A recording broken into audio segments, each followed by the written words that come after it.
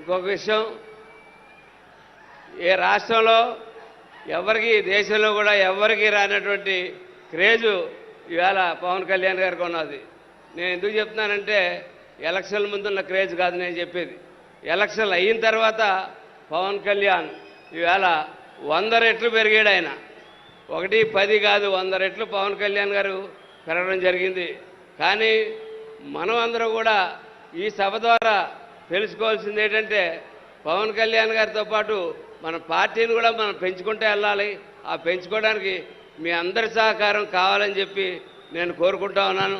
ఇవాళ మహారాష్ట్ర ఎన్నికలకి వెళ్ళినా ఎక్కడికి వెళ్ళినా ఏం చేసినా సరే ఇవాళ ఈ దేశంలో మోడీ గారి తర్వాత ఇంత ప్రేమ ఉన్న నాయకుడు ఎవరన్నా ఉన్నారంటే అది పవన్ కళ్యాణ్ అని చెప్పి నేను చెప్పగలుగుతా ఉన్నాను.